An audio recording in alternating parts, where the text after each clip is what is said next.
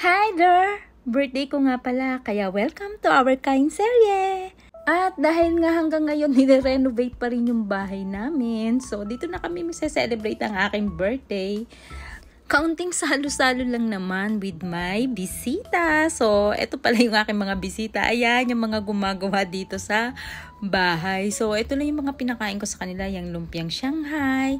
And then, yung lumpiang toge. Tapos, may dala rin si Dadang buko roll.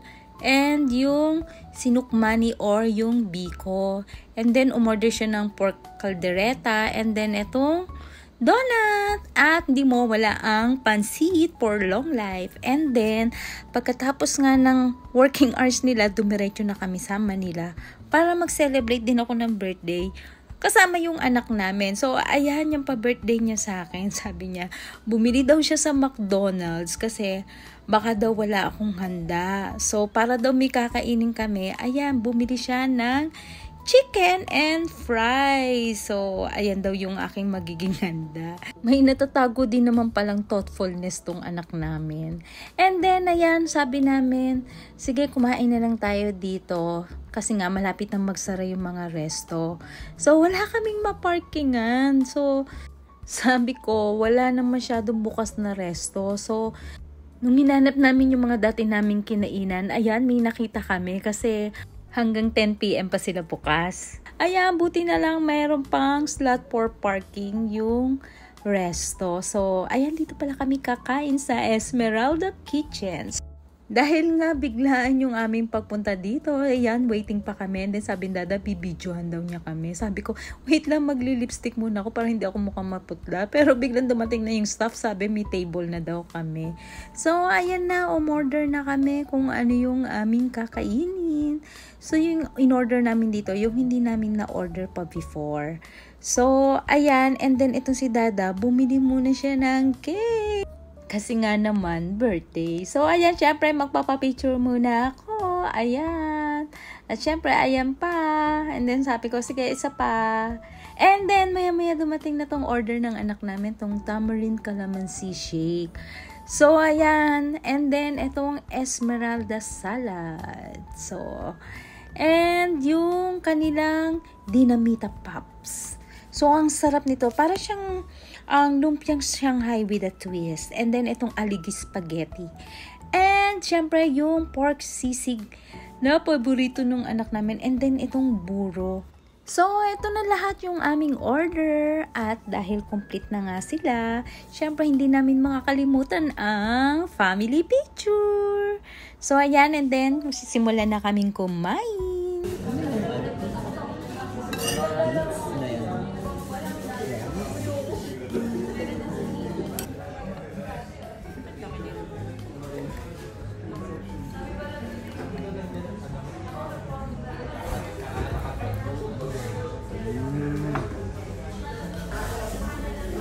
Mali pa rin. Hindi daw naging na-expect.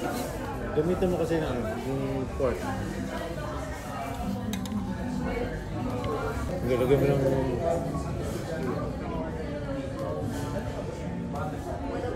At ito yung isa sa mga paborito na sauce. Masarap yung sisig talaga. Ito number 1 sisig. Wala kasing taba dito. Oo. Wala sila masyadong tabak. Gusto ng mga center shake. Joke ko nga kayo. Dito tayo nga lang. Dito tayo maglalaro. Pagkatapos nga namin kumain ay eto na nga at pabalik na kami ng Laguna. Kinabukasan naman ay part 2 ng aking birthday celebration. So sa araw na ito, isasama naman namin ngayon si Nanay, syempre. Dito namin siya pakakainin sa Pineapple Hills Kitchen. So ayan na, nagsisimula ng umorder yung mag-ama. And ito yung kanilang binabasa. So, ayan.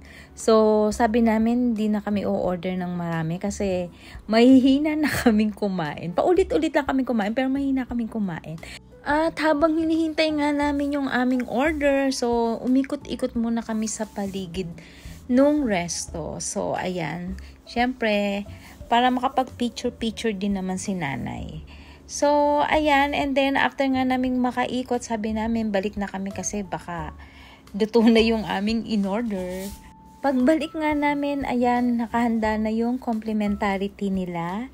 Maya-maya nga, dumating na yung twice cooked pork na in-order namin at yung egg drop soup. So, ayan. And yung yang chow fried rice. And sabi ni Dada, hanggat mainit pa, tikman na daw namin itong soup na dumating. So, ayan, pinaglalagay niya kami isa-isa.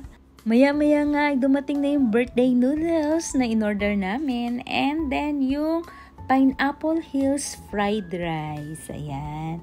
And syempre, ito yung gustong-gusto rin namin, yung Emperor's back ribs. So, ayan, kumpleto na yung lahat ng order namin. Kaya, magsisimula na kaming kumain. Pero bago pala lahat yan, syempre, hindi namin makakalimutan ang family picture. Ayan. And then, start na kaming kumain.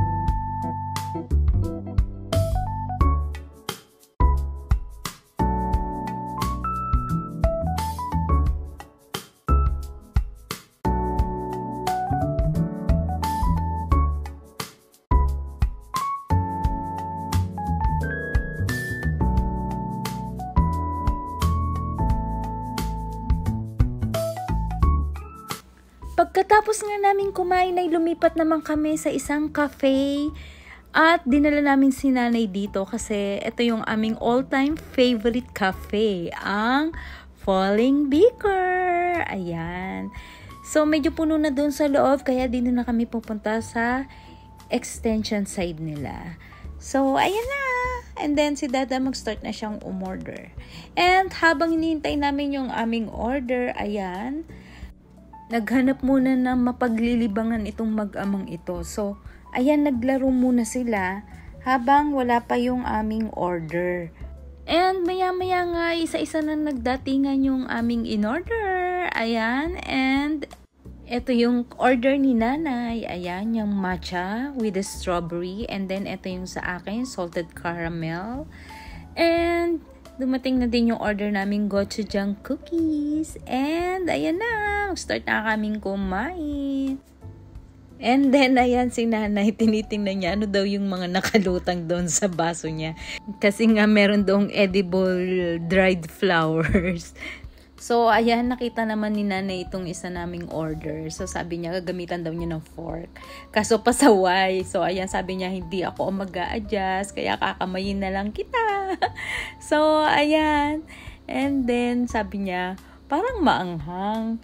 Kasi nga, ang ginamit ni Dadang utensils, yung pinanghiwa niya ng gochujang na cookie. Kaya hindi yata ito. Maanghang yan, no? Parang may Gochujang karne. yan. Yan yung pang Korea. Koreang ano na yun. Ang hang.